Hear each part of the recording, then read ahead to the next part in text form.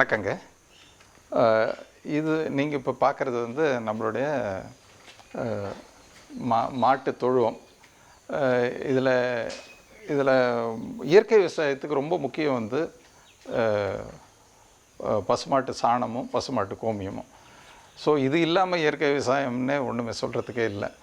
So நாங்கள் use பண்ணுறது எல்லாமே வந்து இதனுடைய பசுமாட்டு சாணம் கோமியம் வந்து மக்க வச்சு அப்படி தான் யூஸ் பண்ணிகிட்ருக்கோம். இது இது இது வந்து எல்லாமே நம்மளுடைய நேட்டிவ் ப்ரீடு துறிஞ்சல் வகை தான் இங்கே திருவண்ணாமலை மாவட்டத்தினுடைய நேட்டிவ் ப்ரீடு. ஸோ அந்தந்த நேட்டிவ் ப்ரீடு வந்து அந்தந்த இடத்துல ரொம்ப நல்லா சந்தோஷமாக இருக்கும் அப்படிங்கிற ஆங்கிளில் தான் இதை வாங்கியிருந்தோம். இது பேர் லக்ஷ்மி. இதுதான் நாங்கள் வாங்கின முதல் பசு. நாங்கள் வாங்கும்போது 3 கன்று என்றதா சொன்னாங்க. இங்கே வந்து 2 கன்று இருந்திருக்கு. இது ரொம்ப சாதுவான பசு. நாங்கள் சென்னை போயிட்டு ஒரு 15 நாள் கழித்து வந்தோன்னா கூட இங்கே நம்ம அங்கே தூரமாக ஒரு 1/2 கிலோமீட்டர் தூரத்தில் வரேன்னா கூட இது சத்தம் போடும். இதுவும் அதனுடைய குட்டியும் வந்து சத்தம் போடும். நம்ம க்ளோஸாக பக்கத்தில் வர வரைக்கும் அந்த சத்தம் இருந்துகிட்டே இருக்கும். ரொம்ப நல்ல பழகக்கூடிய மாடு. நம்ம வந்து நின்றனாலே இந்த மாதிரி இருக்கும். சில முறை படுத்துக்கும், அப்படியே நம்மளை சொரிஞ்சு விட சொல்லி காமிக்கும். இது வந்து அபிராமி. நல்ல நல்ல வெள்ளையாக இருக்குது அப்படிங்கிறதுக்காக இதுக்கு ஸ்பெசிஃபிக்காக இதுக்கு இது பண்ணி வாங்கினோம். நல்ல எல்லாமே சாஃப்டான மாடு. நம்ம யார் வேணாலும் இது வந்து எல்லாருமே வந்து தொட்டு பழகலாம். ஏன்னா புதுசாக இருந்த நாட்டு மாடெல்லாம் ரொம்ப இது பண்ணணும்னு சொல்லுவாங்க. அந்த மாதிரி இல்லை, நம்ம பழகிற விதத்தில் தான் இருக்குதுன்னு நினைக்கிறேன். இது அபிராமி. இது வந்து லக்ஷ்மியோட 2வது சன். இது வந்து ராமா. இதுவும் வந்து இது 1 வருஷம் பசு தாங்க. இதில் எப்படி இதனுடைய வளர்ச்சியை பார்த்துட்டு எல்லோரும் சொல்கிறாங்க ரொம்ப நல்லா வளர்ந்துருக்கு அப்படின்னு. அது எதனாலன்னா நம்ம வந்து பாலில் வந்து நம்ம எடுத்து வீட்டுக்கு யூஸ் பண்ணுறது ரொம்ப மினிமம் ஒரு 6 லிட்டர் 3/4 லிட்டர் எடுத்துப்போம். மீதம் வந்து இதுக்கே குட்டிக்கு தான். அதே மாதிரியே இந்த பார்வதிக்கு வந்து சீத்தை கொடுக்குற பால் ஃபுல்லாக பார்வதிக்கு தான். இதில் இருந்து மட்டும் கொஞ்சம் லக்ஷ்மி கிட்ட இருந்து மட்டும் கொஞ்சம் எடுத்துக்கிறோம். ஒரு நாளைக்கு ஒரு 1/2 லிட்டர் 3/4 லிட்டர். இது வந்து வாணி. இதுவும் சீதாவும் ஒரே சமயத்தில் வாங்கினது. எல்லாமே ஒரு நாட்டு மாடுன்னா ஒரு நம்ம பயப்படணும் அப்படிங்கிற மாதிரி இல்லாமல் இது எல்லாமே ரொம்ப நல்லா பழகக்கூடிய மாடுங்க. நம்ம தூரமாக இருக்கும்போதே சத்தம் போட ஆரம்பிச்சிடும், நம்ம பக்கத்தில் வரணும் அப்படிங்கிற மாதிரி. அதே மாதிரி ஒரு பசு எடுத்துகிட்டு போயிட்டு வெளியே அவர் கட்டினாருன்னா மீத பசு அதே டைரெக்ஷன்லேயே பார்த்துட்டே இருக்கும். நம்மளை எப்போ கூப்பிட்டு போவாங்க அப்படிங்கிற மாதிரி. இதனுடைய சென்சிட்டிவ்னஸ் வந்து நம்ம ஜெர்சி பஸ்ஸுலேயும் ஹெச்எஃப் பஸ்ஸுலேயும் நம்ம பார்க்க முடியறதில்ல. இதை எடுத்துகிட்டு போயிட்டு இது புல் இருக்கிற இடத்துலலாம் கட்டினோன்னா செலக்டிவாக சிலதை தான் சாப்பிடும், எல்லாத்தையும் சாப்பிடாது. அதே மாதிரி தண்ணி இருக்கிற இடத்துல எடுத்துகிட்டு போய் கட்டினா ஒரு நாளெல்லாம் சாப்பிடாம கூட இருக்கும். ஆனால் ஹெச்எஃப் ஜெர்சி பசுலாம் பார்த்திங்கன்னா எடுத்துகிட்டு போய் விட்டால் அது பாட்டு சாப்பிட ஆரம்பிச்சிருக்கும், சாப்பிட்டுட்டே இருக்கும் சாயங்காலம் வரைக்கும். இது வந்து ஒரு 1/2 மணி நேரம் சாப்பிடும், மீதம் அப்படியே சும்மா நிற்கும். நம்ம இப்படி கிராஸ் பண்ணோன்னா நம்ம இந்த இடத்துல பார்த்ததுன்னா நம்ம போய் முடிகிற வரைக்கும் நம்மளே தான் பார்த்துட்டு இருக்கோம். அதுக்கப்புறமா தான் அடுத்தது திருப்பி சாப்பிட ஆரம்பிக்கும். ஸோ அந்த மாதிரி ரொம்ப சென்சிட்டிவான இது. ஒன்றுத்துக்கு வாழைப்பழம் கொடுத்தோம் அப்படின்னா எல்லாம் ரெடியாக வெயிட் பண்ணோம், அடுத்தது எனக்கு வேணுன்ற மாதிரி. இதெல்லாம் 2வது வாழைப்பழம் 3வது வாழைப்பழம் அப்படி கேட்டுகிட்டே இருக்கோம். நம்ம பசுக்கு வந்து தீவன பயிர் வச்சுருக்கோம். இது வந்து ஜென்ரலாக இந்த வரப்பில் இருக்கிற புல் அதெல்லாம் சாப்பிட்றது இல்லாமல் நம்ம வந்து இப்போது மழை காலமாக இருக்கும்போது மற்ற சமயத்தில் நைட்டில் அதுக்கு தீவனம் வேணுங்கிறதுக்காக கோஎஃப்எஸ் 29 31 2 ரகமும் ஒரு 30 சென்ட்டில் வச்சுருக்கோம். இது இல்லாமல் சூப்பர் நேப்பியர்ன்றது வந்து ஒரு 60 சென்ட்டில் வச்சுருக்கோம். இது இல்லாமல் நம்ம வந்து பாரம்பரிய அரிசி நெல் வகை வைக்கிறோம் இல்லைங்களா, அதனுடைய வைக்கோல் வந்து ரொம்ப நல்லா இருக்குது. அந்த வைக்கோலை வந்து சேமித்து வைக்கிறோம். நம்ம முதல்ல சேமித்து வச்சு இப்போ அங்கே கூட பார்க்கலாம். இந்த மாதிரி பாரம்பரிய அரிசி நம்ம ரைஸ் நம்ம விரும்பி நல்லது உடம்புக்கு அப்படிங்கிற மாதிரி இது இது பார்த்தீங்கன்னா அந்த நம்ம வெறும்னே யூரியா போட்ட வைக்கோலில் வந்து அவ்வளோ விரும்பி சாப்பிட்றதில்ல. நாங்கள் சில வாட்டி அதை எடுத்து போட்டு பார்த்துருக்கோம், சாப்பிட்றதில்ல. அதே வந்து பாரம்பரிய அரிசியினுடைய வைக்கோல் வந்து ரொம்ப நல்லா விரும்பி சாப்பிட்றது. ஒரு வருஷம் ஆனால் கூட அதுதான் இது 2 வச்சிங்கன்னா அதுதான் போய் சாப்பிடும். இப்போ வந்து நாட்டு மாட்டு சாணம், கோமியம் வந்து ஜீவாமிர்தம் செய்கிறதுக்கோ மற்ற இயற்கை இடுபொருள் செய்கிறதுக்கோ ரொம்ப முக்கியம்னு பார்த்தோம். அதில் என்னென்னா, இந்த கோமியத்தை வந்து நம்ம காலையில் அதை போய் மாட்டாண்டு முதல்ல இனிஷியலாக நாங்கள் அப்படி தாங்க கலெக்ட் பண்ணியிருந்தோம். வீட்டில் வந்து பசு வச்சுருந்தோம். அந்த டைமில் வந்து காலையில் அது 5 மணிக்கு எழுப்பி விட்டோன்னா அது எழுந்து முதல்ல யூரின் பாஸ் பண்ணும்போது அதை ஒரு பக்கெட்டில் பிடிச்சி அதை சேகரித்து வச்சு அப்படி தான் பண்ணிகிட்ருந்தோம். அப்புறமா இது ஒன்ஸ் இந்த மாட்டுக்கொட்டை அப்படின்னு கட்ட ஆரம்பித்த பிறகு இதில் வந்து நம்ம வந்து இந்த மாதிரி பண்ணிகிட்டு இருக்க முடியாது. நம்ம வீட்டில் இருக்கோம், இங்கே வந்து பண்ணுறதுக்கு ஆள் இருக்காது. ஒன்ஸ் இந்த கோமியம்லாம் வந்து இந்த காவாவில் வந்து இங்கே வந்து இங்கே வந்து சேருங்க. இதில் வந்து 2 விதமாக பிரிச்சுருக்கோம். ஒன்று வந்து நம்ம கொட்டா கழுவுறப்போ போகிற தண்ணி வந்து இந்த கோமியம் டேங்க்கில் போகக்கூடாது. அதனால் வந்து இங்கே கொஞ்சம் லோயர் இதில் அவுட்லெட் இருக்கும். இருக்கிறதுலே லோயஸ்ட் அவுட்லெட் வந்து அது வந்து கொட்டா கழுவும் போது வர தண்ணி வந்து வெளியில் வயலுக்கு போயிடும். கோமியம் மட்டும் சேரணுங்கிறப்போ இந்த மாதிரி இருக்கிறதையும் எடுத்துருவாங்க. இந்த தண்ணியெல்லாம் எடுத்துட்டு அப்படியே விட்டுவாங்க. கோமியம் வந்து கலெக்ட் ஆகிட்டு அப்போது வந்து இந்த வால்வை திறந்து வச்சுருவாங்க. இந்த வால்வு இப்போ மூடி இருக்குது, ஏன்னா கொட்டா கழுவி இருக்காரு. இந்த வால்வை திறந்துட்டோன்னா இது ஃபில்டரான கோமியம் வந்து இங்கே கலெக்ட் ஆகிடும். இது கிட்டத்தட்ட 2000 லிட்டர் கோமியம் வந்து எவ்வளோ பழசாக இருக்கோ அவ்வளோ நல்லது. அதனால் இவ்வளோ ஸ்டோர் பண்ணி வைக்கக்கூடிய ஃபெசிலிட்டியே பண்ணி வச்சுருக்கோம். இதிலேருந்து நம்ம எப்போ ஜீவாமிர்தம் செய்ய போகிறோமோ இல்லை வேறு என்ன இடுபொருளுக்கு கோமியம் வேணுமோ இந்த மாதிரி சேர்ந்து எடுத்துக்கிறோம். இது வந்து கிட்டத்தட்ட ஒரு 1.5 வருஷம் ஓல்டு 2 வருஷம் ஓல்டு கோமியம் கூட இதில் இருக்குது. இப்போ வந்து கோமியம் எடுத்ததை பார்த்தோம். இது வந்து எதுக்கு எடுத்துருக்கோம்னா ஜீவாமிர்தம் தயார் பண்ணுறதுக்கு. ஜீவாமிர்தம் எப்படி தயார் பண்ணோன்னா, நம்மளுக்கு வேண்டிய பொருட்கள் வந்து மாட்டு சாணம் எப்படின்னா, பழைய மாட்டு சாணம் இல்லை, இன்றைக்கி காலையிலையோ இல்லை நேற்று நைட்டு போட்ட சாணமோ எடுக்கணும். புது சாணமாக இருக்கணும், ரொம்ப முக்கியம். அடுத்தது வந்து இது வந்து கோமியம். இது கூட ஜீவாமிர்தத்துக்கு தேவையான பொருள் வந்து சாணம், கோமியம், நாட்டு சர்க்கரை நம்மளே பண்ணுறோம், அதனால் இங்கேருந்து எடுத்துக்கிறோம். இது வந்து ஏதாவது ஒரு இருவிதை தாவரம், டைகாட்லிடன்னு சொல்லுவாங்க, அந்த இருவிதை தாவரம் எடுத்துக்கணும். அது தவிர வரப்பு மண். இதனுடைய ரேஷியோ பார்த்திங்கன்னா, இப்போ வந்து நம்ம 500 லிட்டர் டேங்க்கில் இங்கே மேலே கலக்கிறோம். இதனுடைய ரேஷியோ பார்த்திங்கன்னா 500 லிட்டர் ஜீவாமிர்தத்துக்கு 25 கிலோ சாணம், 25 லிட்டர் கோமியம், 4 கிலோ வெல்லம், 4 கிலோ டைகாட் பவுடர், இருவிதை தாவர பவுடரு, அது தவிர ஒரு பிடி வரப்பு மண். இப்போது இந்த பார்த்து நம்ம இடுபொருளில் இந்த குவான்டிட்டியில் ஒரு 500 லிட்டர் தயாரிப்பதுக்கான ஜீவாமிர்தம் தயாரிப்பதுக்கான டேங்க் வந்து இங்கே மேலே இருக்குங்க. இதில் எப்படின்னா, இது எல்லாத்தையும் போட்டு நல்லா கலக்கிட்டு அதில் இந்த டேங்க்கில் இருந்து வெளியே வரத்துக்கு இங்கே ஒரு வால்வ் வச்சுருக்குறோம். இதில் இந்த வால்வை திருப்பி விட்டால் ஏதாவது ஒரு இந்த மாதிரி டேங்க்குக்கு வரும். இது வந்து 500 லிட்டர் கெப்பாசிட்டி, இது ஒவ்வொன்றும் வந்து 1000 லிட்டர் கெப்பாசிட்டி.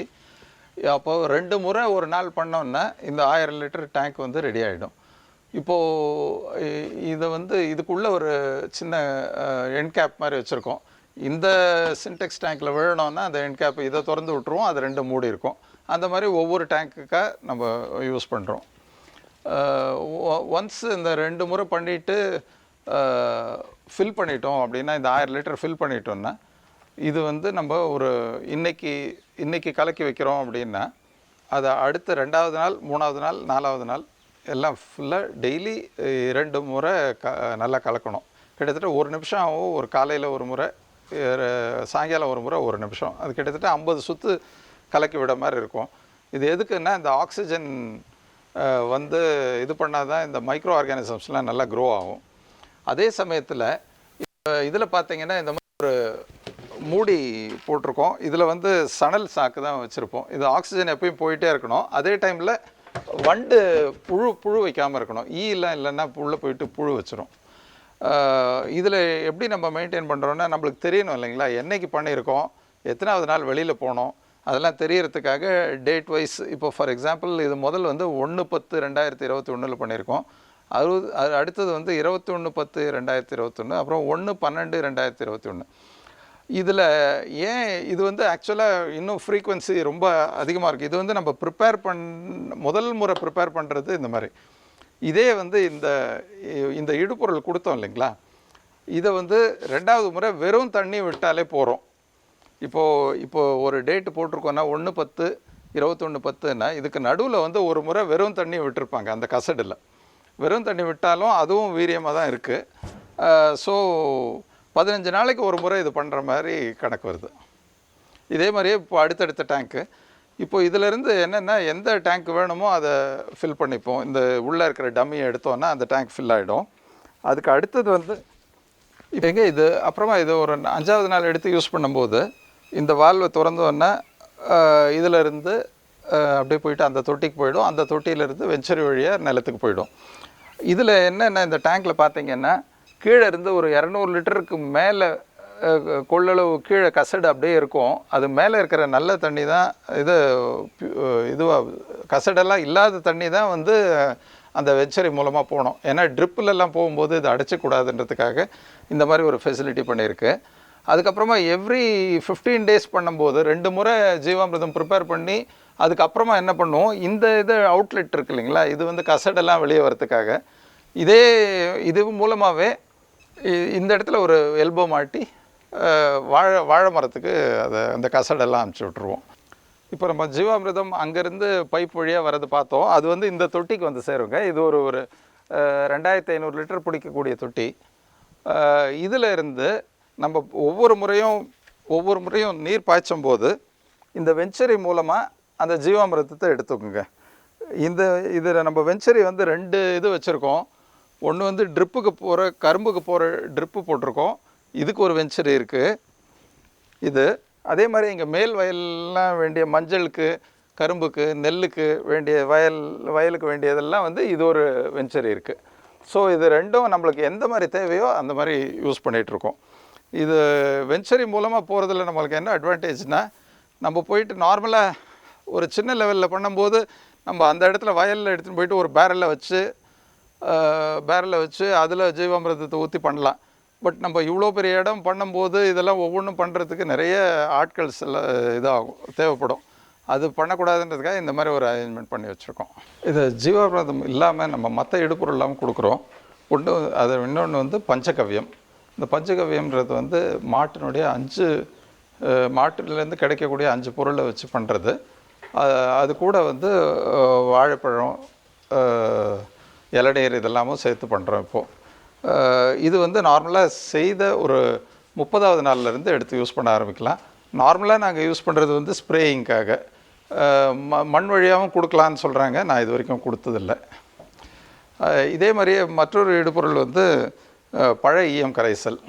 இதில் வந்து மஞ்சள் பூசணி, பப்பாளி, வாழைப்பழம் இதெல்லாம் போட்டு ஒரு 25 நாள் வச்சுட்டு 26வது நாள்லேருந்து எடுத்து யூஸ் பண்ணலாம். இன்னொரு முக்கியமான இடுபொருள் வந்து மீன் அமிலம். இதை வந்து முதல்ல நான் பண்ணதில்லை. ஏன்னா நான் வெஜிடேரியன். அதனால் வந்து மீன்லாம் வாங்குறதா இது பண்ணுறதா அப்படின்னு யோசிச்சுட்டு இருந்தேன். பட் இதனுடைய எஃபெக்ட் மாதிரி வேறு எந்த இதுவும் பஞ்சகவ்யத்துக்கு அடுத்தது வந்து இது ரொம்ப நல்லாயிருக்கு.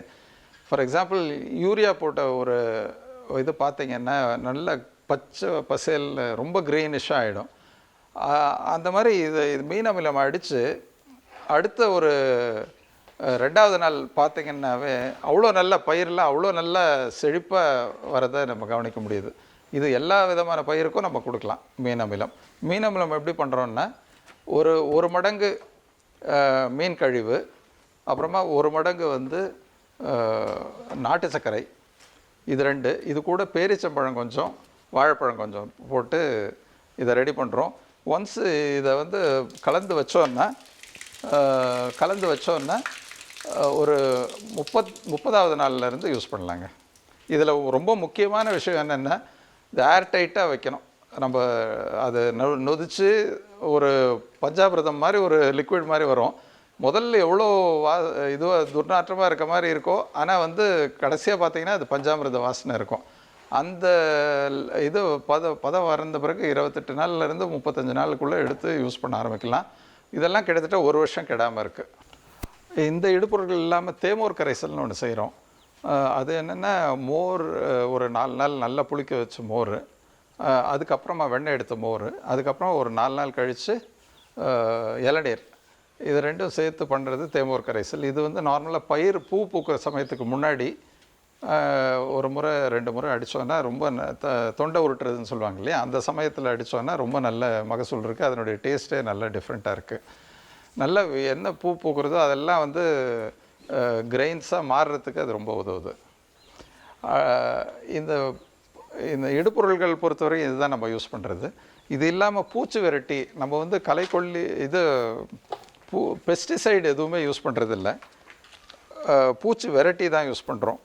பூச்சி விரட்டியில் பார்த்தீங்கன்னா பத்திலை கஷாயம்ங்கிறது ரொம்ப முக்கியமான இதுவாக இருக்குது. நாங்கள் பார்த்த வரைக்கும் நிறைய வெரைட்டி ஆஃப் பூச்சி வெரைட்டி இங்கே இருக்குது. இருந்தாலும் எங்களோட எக்ஸ்பீரியன்ஸில் பத்திலை கஷாயம் தான் ரொம்ப நல்ல எஃபெக்டிவாக இருக்குது. இதை வந்து நம்ம வந்து பூச்சி வரத்துக்கு முன்னாடியே கொஞ்சம் ப்ரிவென்டிவாக முன்னாடியே யோசித்து அடித்து வச்சுறது நல்லது. இந்த பத்திலை கஷாயம் பண்ணுறது வந்து நம்ம மாட்டு சாணம், நாட்டு மாட்டு சாணம், கோமியம், இஞ்சி, பூண்டு, பச்சை மிளகாய், புகையிலை, இதெல்லாம் போட்டு முதல் நாள் நொதிக்க வச்சுட்டு, அதுக்கப்புறமா வந்து 10 விதமான இலை, ஒவ்வொன்றும் 2-2 கிலோ போட்டு இது பண்ணுறோம். அது எப்படின்னா, வாசனை வரக்கூடிய இலை, அப்புறமா வந்து பால் வரக்கூடிய இலை, ஃபார் எக்ஸாம்பிள் எருக்கை, இது வேப்பிலை, பப்பாளி, கொய்யா, அப்புறமா ஆடாத்தோடா, இந்த மாதிரி இலைங்கள்லாம் போட்டு ஆடு மாடு சாப்பிடாத இலைங்க, இந்த மாதிரி 10 இலை செலக்ட் பண்ணுறோம். அந்த 10 இலையை போட்டு எல்லாம் நொதிக்க வச்சுட்டு, இன்றைக்கி செய்து வச்சோன்னா இது 3 நாள் ப்ராசஸ், 3 டேஸ் ப்ராசஸ். ஃபஸ்ட்டு சில இதெல்லாம் பண்ணணும், செகண்ட் டே கொஞ்சம் பண்ணணும், தேர்ட் டே கொஞ்சம் பண்ணணும். இந்த 3த்தையும் இதெல்லாம் செய்து வச்சுட்டோன்னா அதுக்கப்புறமா ஒரு 40வது நாள்லேருந்து எடுத்து யூஸ் பண்ண ஆரம்பிக்கலாம். நல்ல ப்ரிசர்வ் பண்ணோன்னா 1 வருஷம் வரைக்கும் நல்லா இருக்குங்க. இது நான் பார்த்ததில் எங்களுடைய எக்ஸ்பீரியன்ஸ் என்னென்னா, இது பார்த்ததில் இந்த ஃபியூரடான்னு அந்த மாதிரி இதெல்லாம் அடிக்கிறாங்க, பூச்சி விரட்டிலாம் அடிக்கிறாங்க இல்லைங்களா, அதை விட வந்து ரொம்ப காட்டாக இருக்குது. அதுமாரி ரொம்ப இதுவாக இருக்குது, வீரியமாக இருக்கிற மாதிரி தெரியுறது. நம்ம ஈவன் மருந்து அடிக்கிறவங்க கூட சொல்கிறாங்க இது ரொம்ப வீரியமாக இருக்குது அப்படிங்கிறது தெரிகிறது. நம்ம இந்த ஜீவாமிர்தம் மற்ற இடுபொருள்லாம் செய்கிறதுக்கு போகவே இருக்கிற சாணத்தை எடுத்து வந்து இங்கே ஒரு எருக்குழி வச்சுருக்கோம், இதில் கொட்டிடுவோம். அதை 2 பாகமாக பிரித்து வச்சுருக்கோம். ஒரு பாகத்தில் முதல் கொட்டிட்டோம்னா அடுத்த பாகத்தில் 2வது கொட்டினா, முதல் பாகத்தில் இருக்கிறத எடுத்து இந்த மாதிரி ஊட்டமேற்றி தொழு உரமாக பண்ணுறோம். ஊட்டமேற்றி தொழு உரத்தில் என்னெல்லாம் இது பண்ணுறோன்னா, நம்ம நல்ல மக்கின எரு, மாட்டு சாணம் இல்லை ஆட்டு சாணம் இல்லை கோழி சாணம் எதுவாக வேணாலும் இருக்கலாம், எல்லாம் கலந்து இருந்தாலும் ரொம்ப நல்லது. இது கூட வந்து பச்சை தழை, என்னெல்லாம் சரகுங்க அது இது கிடைக்குதோ எல்லாத்தையும் போடலாம். இது கூட வந்து சாம்பல் கொஞ்சம் சேர்க்குறோம். அப்புறமா இந்த சில பயோ ஃபர்டிலைசர் இருக்குது இல்லைங்களா, அதுலேயும் 1-2 சேர்த்துட்டு இதை வந்து ஒரு 60 நாள் கலக்கி விட்டு, 2 முறை கலக்கி விட்டு இது பண்ணோன்னா நல்ல இது ஒரு இடுபொருளாக இருக்குங்க. நம்ம நார்மலாக 10 டிப்பர் லோடு ஒரு ஏக்கராக்கு போடுறோம், இல்லை 5 டிப்பர் லோடு போடுறோன்னா அதில் 5ல் 1 பாகம் பண்ணாலே போகிறது. 10ல் 1 பாகம், ஈவன் 10 டிப்பர் லோடு போடுற இடத்துல 1 டிப்பர் லோடு தான் இதை யூஸ் பண்ணுறோம். நான் முதல் முறை வந்து எக்கச்சக்கமாக செலவு பண்ணேன். முதல் வருஷத்தில் எனக்கு தெரியாது இந்த ஊட்டமேற்றிய தொழு உரம் செய்கிறதுக்கு. ஒன்ஸ் நான் இங்கே சிவா ஆர்கானிக் குரூப்பில் வந்து இதை இப்படிலாம் பண்ணலாம் அப்படின்னு சொல்லி கொடுத்தாங்க. அவங்க சொல்லி கொடுத்ததை பேஸ் பண்ணி அதை பண்ண ஆரம்பித்து இப்போது நான் போன சம்பால பருவத்திலலாம் நான் போட்டது வந்து வெறும் 500 கிலோ தான் ஒரு ஏக்கருக்கு போட்டிருக்கேன். மண்வெட்டியை நல்லா கலக்கி விட்டுட்ட பிறகு கடைசியாக ஒரு யூஸ் பண்ணுறதுக்கு ஒரு 30 நாள் முன்னாடி என்ன பண்ணுறோம், இந்த பயோடைனமிக் இடுபொருள்களான கொம்பு சாண உரம், சாண மூலிகை உரம் இது ரெண்டும் நல்லா டைனமைஸ் பண்ணிவிட்டு, அந்த டைனமைஸ் பண்ணதில் வந்து ஒரு லென்த்துக்கு பார்த்தீங்கன்னா ஒரு 11 சின்ன சின்ன குழியாக எடுத்து அது உள்ள அந்த டைனமைஸ் பண்ண லிக்விடை போட்டோன்னா நல்ல நுண்ணுயிர்கள் பெருக்கமாகுதுங்க. இது வந்து சாண மூலிகை உரம் அப்படின்னு சொல்கிறாங்க. இந்த சாண மூலிகை உரம் ஒரு ஏக்கராக்கு 1 கிலோ. இது வந்து கொம்பு சாண உரம், இது வந்து 100 கிராம். இந்த ஒரு கிலோவும் ஒரு 100 கிராமும் சேர்ந்து கலந்து 1 மணி நேரம் தண்ணியில் போட்டு ஒரு 20 லிட்டர் தண்ணியில் போட்டு டைனமைஸ் பண்ணிவிட்டு அதை வந்து வயலுக்கு ஸ்ப்ரே பண்ணுறதா இருந்தாலும் சரி, இல்லைன்னா வயலுக்கு மண் வழியாக கொடுக்குறதா இருந்தாலும் நல்ல க்ரோத் இது இருக்குங்க. இந்த பயோடைனமிக் அக்ரிகல்ச்சர் அப்படிங்கிறது வந்து நம்ம எர்த்தனுடைய position with respect to moon, பூமி வந்து மூணுக்கும் இருக்கிற ரிலேஷன்ஷிப்பு மற்ற கோள்கள்லாம் எந்த மாதிரி இருக்கோ அதுக்கு தகுந்த மாதிரி பயிர் வைக்கிற முறையும் இருக்குது. அதில் பார்த்து பயோடைனமிக் கேலண்டர்ன்றது ரொம்ப முக்கியம். இது திரு நவநீத கிருஷ்ணன் ஐயா ப்ரிப்பேர் பண்ண கேலண்டர். இதில் வந்து மேல் நோக்கு நாளில் என்ன பண்ணணும், கீழ்நோக்கு நாளில் என்ன மாதிரி விவசாயம்லாம் பண்ணணும், எந்த நாளில் வந்து எந்த ஒரு முக்கியமான விவசாய ஆக்டிவிட்டியும் செய்யக்கூடாது, அப்புறமா சந்திரன் எதிர் சனி அப்படின்னு இருக்குது, அதுக்கு முன்னாடி இருக்கிற 2 நாளில் எது பண்ணாலும் ரொம்ப நல்லது அப்படின்னா அதெல்லாம் வந்து இப்போ ஃபாலோ பண்ண ஆரம்பிச்சிருக்கோம். இதுக்கு முன்னாடி அதை பற்றி தெரியாது. அங்கே போய் கற்றுனதில் இதை ஃபாலோ பண்ணதில் நல்ல வித்தியாசம் இருக்கிறது தெரிகிறது. இயற்கை விவசாயத்துக்கு வேண்டிய சாணம், கோமியம் இதுதான் முக்கியமான இடுபொருள். அதுக்கு வேண்டிய பசு வச்சுருக்கோம். அதிலேருந்து கிடைக்கக்கூடிய சாணம், கோமியம் வச்சு நம்ம இடுபொருள் நம்மளுக்கு வேண்டியது நம்மளே தான் தயார் பண்ணிக்கிறோம். எந்த ஒரு இதுவும் வெளியிலேருந்து வாங்கிறதில்ல, எல்லாமே நம்மளே ரெடி பண்ணுறதுனால ரொம்ப சிக்கனமாக பண்ணக்கூடிய ஒரு இது ஆப்பர்ச்சுனிட்டி இருக்குது. இது இப்போது பார்த்திங்கன்னா வெளியில் யூரியா கிடைக்கல அப்படின்னு நிறைய பேர் பயிரே வைக்கலை எங்கள் கிராமத்தில். அந்த மாதிரிலாம் இல்லாமல் நம்ம யாரையும் டிபெண்ட் பண்ண வேண்டியதில்லை. நம்ம தற்சார்புக்கு ஒரு முக்கிய படி அப்படின்னு நினைக்கிறேன் நான், இந்த நம்மளே இடுபொருள் செய்கிறது. இதே மாதிரி இப்போ பயோடைனமிக் அக்ரிகல்ச்சர் நான் இப்போ போய் கற்றுட்டு வந்ததில் அதுக்கு வேண்டிய பொருளை வாங்கி வச்சுருக்கோம். ஒன்ஸ் இன்னும் இந்த மழையினால் பண்ண முடியல, ஒன்ஸ் அது மழை கொஞ்சம் நின்றதுன்னா அதெல்லாம் ரெடி பண்ணுறதுக்காக வாங்கி வச்சுருக்கோம். ஒன்ஸ் வந்ததுன்னா அந்த கொம்பு சாண உரம், சாண மூலிகை உரம், அப்புறமா இது கொம்பு சிலிக்கா, இந்த 3 இதுவும் செய்யலாமான்ற ஒரு ஐடியாவில் இருக்குங்க. ஒன்ஸ் அது பண்ணோன்னா இந்த பயோடைனமிக் அக்ரிகல்ச்சர் மூலமாக விளைஞ்ச பொருளினுடைய தரம், அந்த டேஸ்ட்டு இதெல்லாம் ரொம்ப நல்லா இருக்குன்றது தான் எக்ஸ்பீரியன்ஸு. அதையும் செய்து பார்த்துருவோம் அப்படிங்கிற மாதிரி இப்போ வந்து வெளியிலேருந்து வாங்கி பண்ணிகிட்ருக்கோம்.